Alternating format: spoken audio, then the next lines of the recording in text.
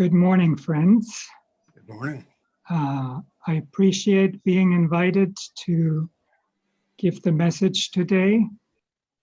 And I have to tell you that when I give a sermon, I always struggle with the scarcity principle myself. I always have fears of whether I will really be able to communicate what I hope to communicate. I don't know whether you ever feel like you're at a loss of words, but that is something that is not uncommon to my experience. And so I hope that I will be able to convey what I would like to say today. In the tradition in which I grew up in, there were often prayers that God would bless the words of my mouth and so on. That's really kind of a way of saying that I hope, or that we hope when we speak, when we want to convey something of significance, that it will just flow, because it is not easy to trust that process. But I do believe that the story that we're listening today actually has a lot to do with this question of whether we can trust the fullness that is in us, or whether we get caught up in the fear of scarcity, or as philosophers call it, nothingness.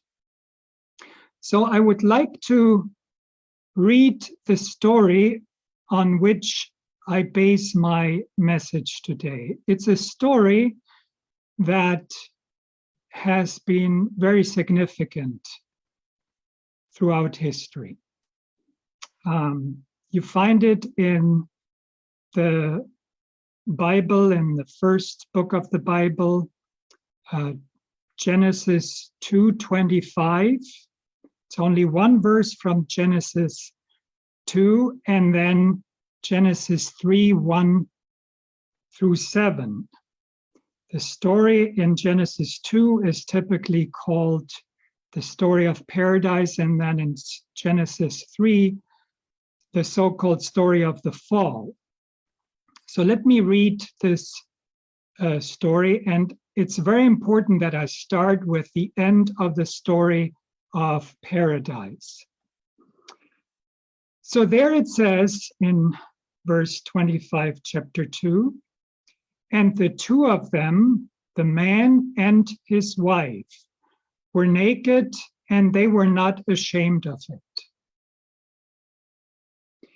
Now the serpent was more cunning than any living being of the field that Yahweh, the God, had made. The serpent said to the woman, "Did God really say, 'Do not eat from any of the trees of the garden'?" The woman corrected the serpent, "Oh, we may eat from the fruit of the trees of the garden, but only of the fruit of the tree which stands in the middle of the garden. God has said, 'Do not eat from it, nor touch it.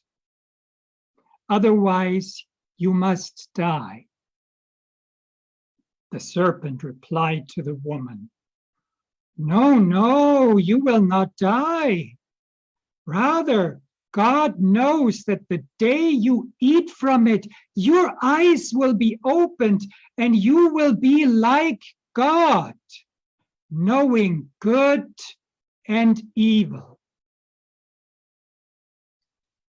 The woman then saw that the tree was good to eat from, and that it was a lust to the eyes, and that the tree was to be desired for grasping. She took from its fruit and ate. And she gave her husband, who was with her as well, and he ate. The eyes of both were opened, and they became aware that they were naked.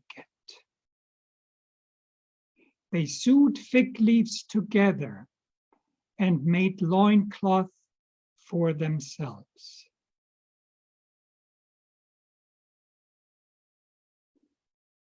Friends, this story is one of the most consequential stories in the history of the world. It has been used, like perhaps only the crucifixion story, to impose tremendous amounts of suffering in this world.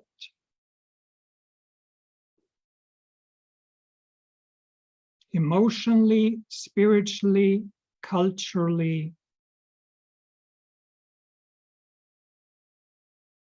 And I want to go into why I believe this is. I invite you this morning that you put yourselves into the shoe of the characters in this story, specifically of the woman and the man. And I want to invite you to not worry about who is the woman or who is the man. Both of them are representing human beings. And I invite you to connect the story of these human beings with your own experiences of loss, of fear, of pain, of death, of sickness, of nothingness. All of these are nothingness. This story deals with our limitations and what happens to us and to our view of God when we are faced with limitations.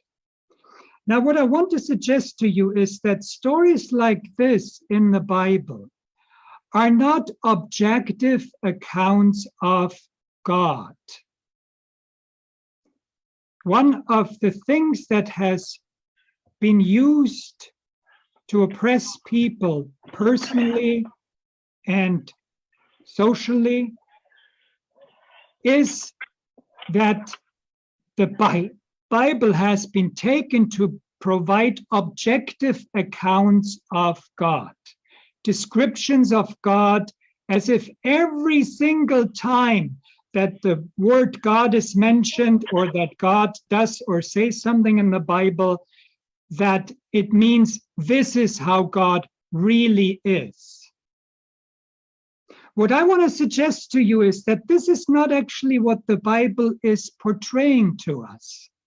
What the Bible is portraying to us are a series of stories that show human beings wrestling with the idea of God. Human beings trying to find a God who can absolutely hold them when they become aware of their finiteness, of all these things that I just mentioned: sickness, death, loss. How can we, in the face of all of these things, not feel decimated to nothing? How can we have a ground to stand on when everything disappears or seems to disappear? That is when we first look for God. Anthropologists suggest that there are many reasons why we have come up with the idea of God, but among them is that when we buried people, we started believing that there is more to the love we experienced than the death that is taking them away.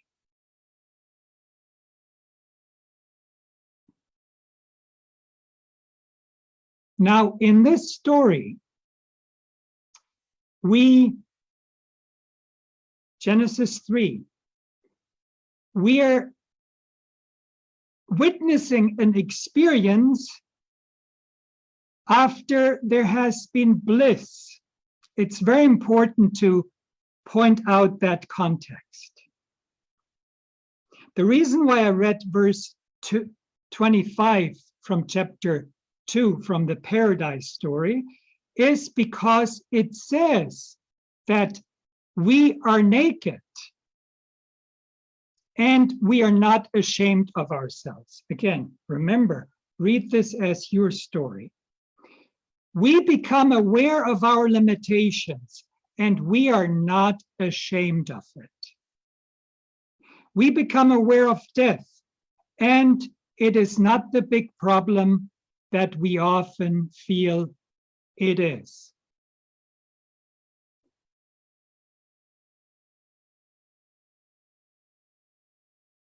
But when we have had experiences of fullness, when we have felt nurtured, and this is what babies already experience. We all were babies at one point. Experiences of fear emerge as well. And the fear is that this nurture, this sense of fullness will come to an end. We are afraid that we will lose that and that in the process, we will be reduced to that loss. And that is the voice of the serpent. The voice of the serpent is the voice of fear and the voice of the scarcity principle. The voice of the serpent says in this text, did God really say, do not eat from any of the trees of the garden? Now, friends, did God say that in Genesis 2? No, God did not say that in Genesis 2. In fact, God said the exact opposite. And the woman is very careful to defend God. What had God said? The woman tells us partly what God had said. God had said, you may eat from all of the trees of the garden, except from that one tree. Don't eat from that, because on the day that you eat from it, you will die. Now, what the woman does too there, and remember, we can just say the human being here. And I'm saying that because the story has been used to oppress women in patriarchal ways. This is not about the woman. The woman is just a character in the story. But what she says here, representative for us as human beings, is, no, that's not true, but then she adds a taboo of touching. Now, if you think of yourself as saying, let's use a simple example. You don't want to eat more candy, right? But you find yourself, this is just such good candy. You say, I can't really stop myself. So you may put it away. You might try to hide it. You're trying to put a taboo on it because you're afraid that you will keep eating it. This is the similar dynamic that is at play in addictions. In addictions, people often feel they don't want to do this, but then they find themselves doing it again. And so the taboo serves as a sort of pep talk to oneself. No, I'm not going to do that. No, I'm not going to do that. Now, what that taboo, though, shows in this story is that the fear that the serpent brought up, that everything will be disappearing, that nothing nurturing will be there, that the world is not a loving place, that everything is off limits, that fear had an impact. that fear kind of infected us as humans. Sometimes when I work with people as a counselor, I see how they're struggling with self-esteem. And as they're struggling with self-esteem, a lot of negative voices come up that say, oh, you're nobody, you're nothing, or you'll fail again anyway. And this fear keeps going.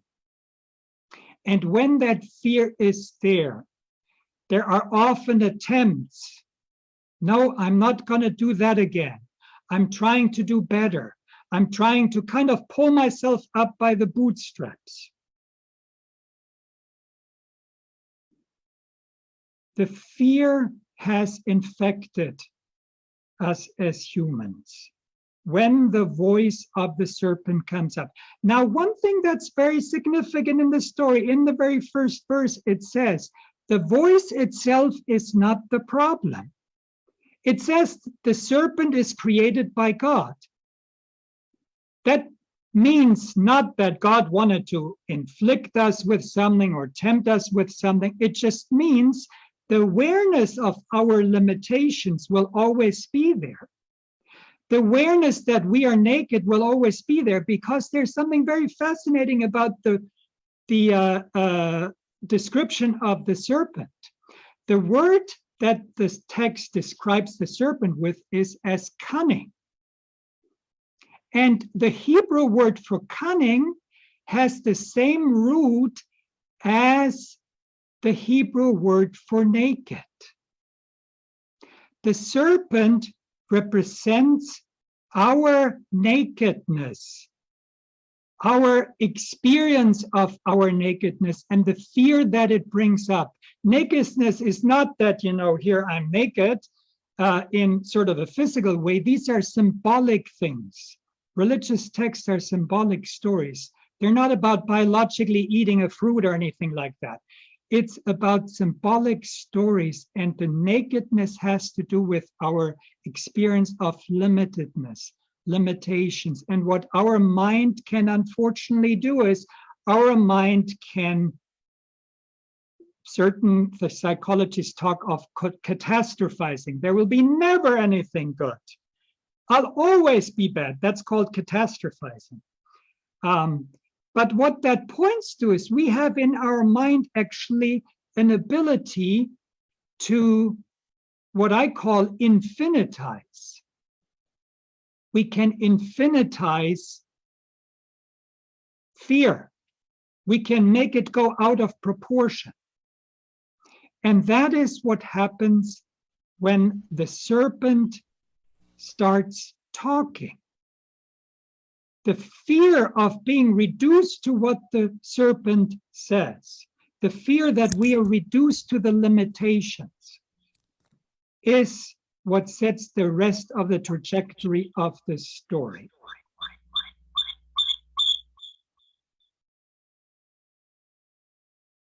Now, once we are infected by this virus of fear, if we want to use a current metaphor,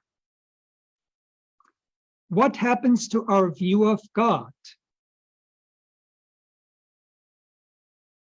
At that point, the voice said, the view of God has been clouded by fear. This is what happens in Genesis 3.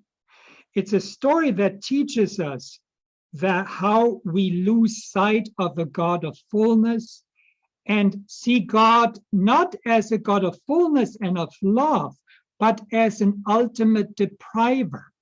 In fact, as a competitor for us.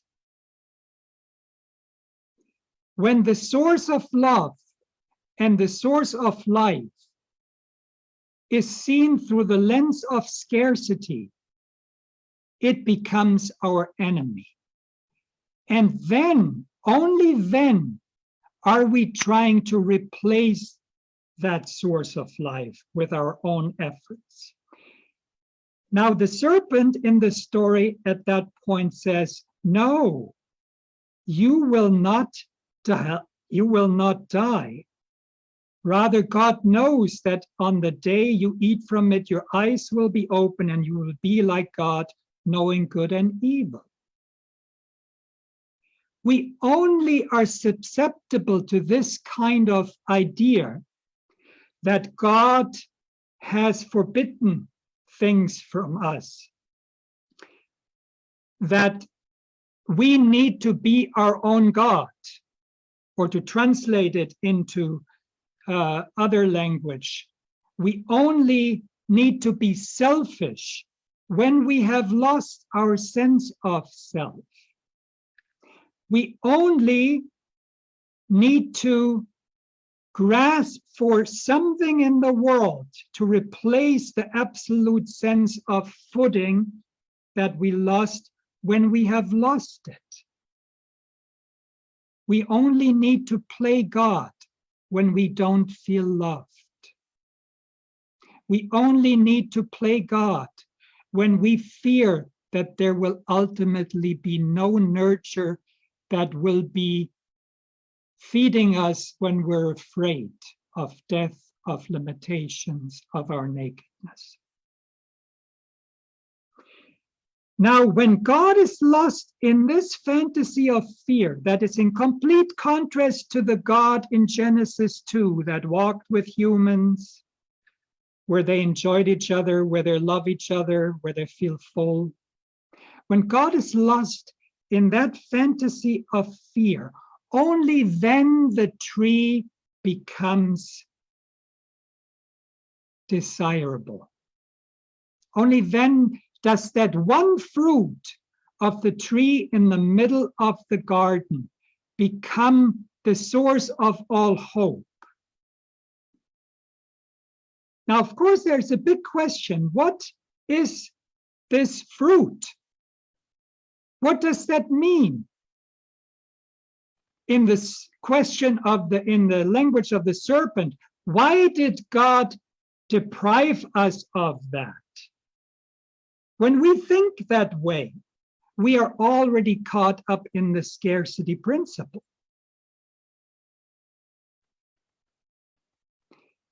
If you are a parent, or if you were a child, and you remember, I once had my children, they wanted to walk on top of there was a bridge, and there was a wall where you could step on top. It was near the canal here in Indianapolis. And they wanted to climb on top and walk on that, right? And so I would tell my children, please don't walk on that. Please don't run on that. You're going to fall into the canal. Now, when I say something like that, that is not a depriving commandment where I say you should never have any exciting stuff going on. Instead,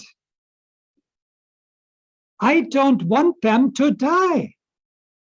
And I don't want them to be in misery. The commandment, or actually the way Jewish theologians like Martin Buber would translate this, it's not a commandment, it's not a prohibition in the sense of a law. It's that's just not a good idea. You're going to hurt yourself.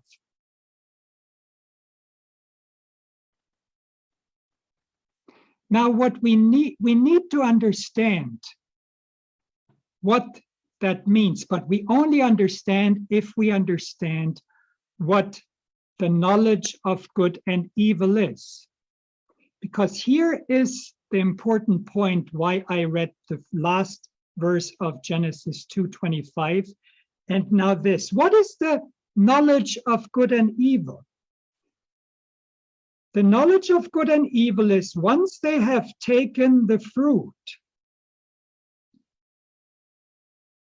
it says in verse 7, the eyes of both were opened and they became aware that they were naked. They sewed fig leaves together and made loincloth for themselves. Isn't that fascinating? they became aware of being naked again. It's very important to point out that this is not a new knowledge. The content of what they realize is not new, but the way they realize it is new. Now they feel naked and they are ashamed of it. When we are feeling held and nurtured, it's fine to be vulnerable. We are not ashamed of it. In love, when you've had experiences of love where you can trust somebody, they will be fine with your limitations. That's what true love is. It doesn't matter that you have limitations, because on some level we supplement each other, we help each other around our limitations. And the nakedness is not a problem. But when fear envelops us, when fear gets the better of us, and when we are reduced to fear, then we try to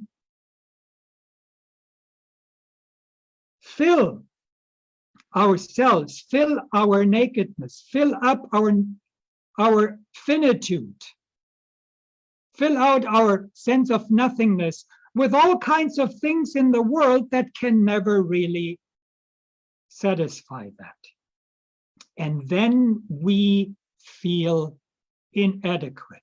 We feel naked because our efforts have failed to fill us with the kind of nurture that really only absolute love can satisfy. It is very important that we realize that this is a story of despair.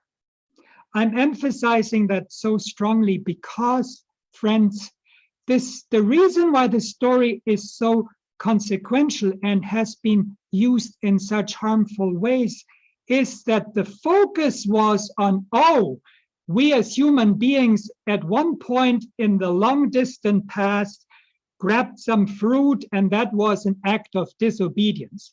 This is what is underlying the notion of so-called original sin. This is what churches have built their power on when they tell people that their desires are evil. Many of our cultural conflicts have to do with a fight against human desire. A lot of the conflicts around sexuality are rooted in the interpretation of this story as humans wanting to be inordinately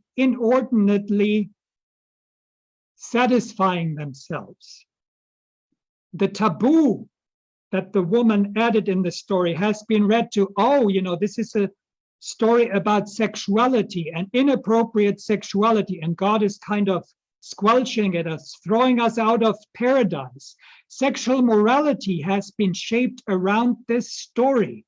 Christian sexual morality has been imported then to other cultures. Colonialism was justified with these kinds of interpretations of this story.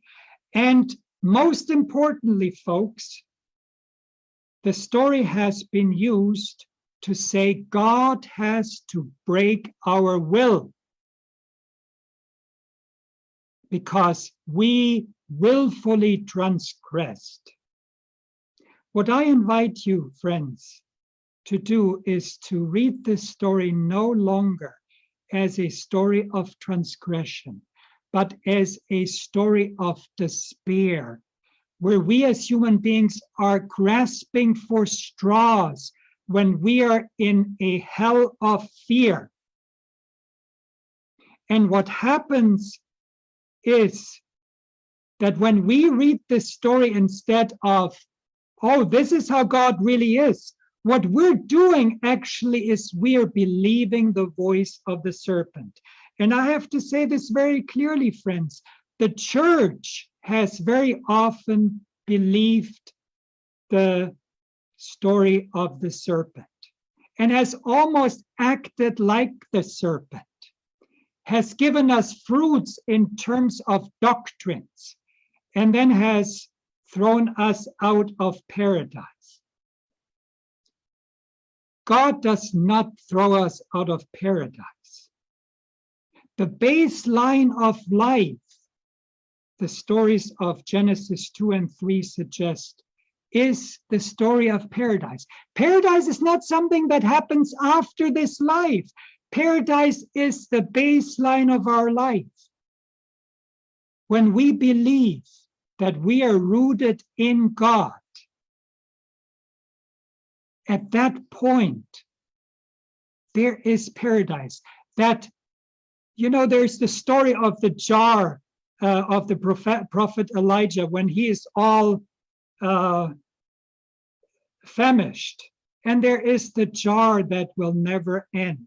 There's so many stories in the Bible where God shows up as the one who puts an end to the scarcity principle. Death, where is thy sting? There's so many other stories. And the story of Jesus and the Last Supper, I know in the Christian church, in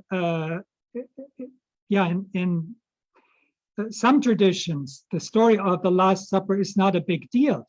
But the reason why holy meals are significant is they symbolize whenever we are hungry in a way that no limited thing can satisfy, there is nurture. That's all that these stories are supposed to show to us. We shouldn't be quibbling about them, as again, the history of Christianity has done.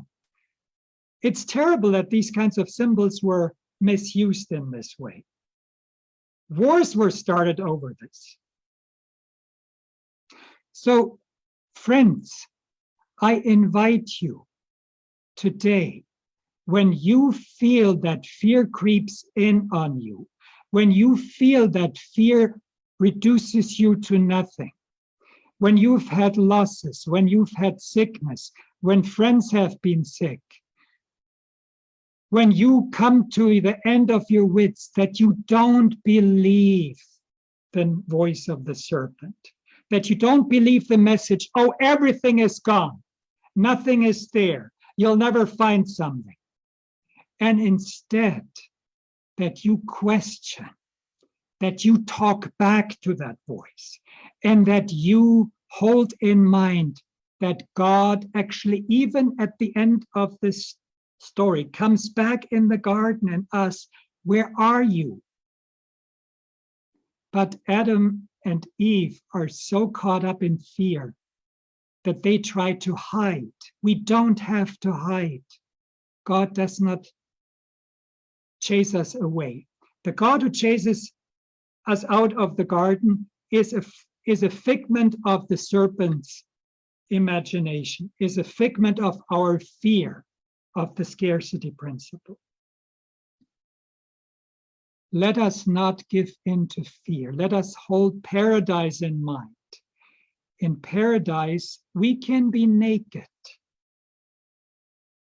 and not ashamed of it. You do not have to be ashamed. We do not have to be ashamed of being simply human. We do not have to be gods. We do not have to be perfect. We are accepted. And then the fear can calm down. There's always nurture. There's always a hug. There's always love. There's always light. Amen.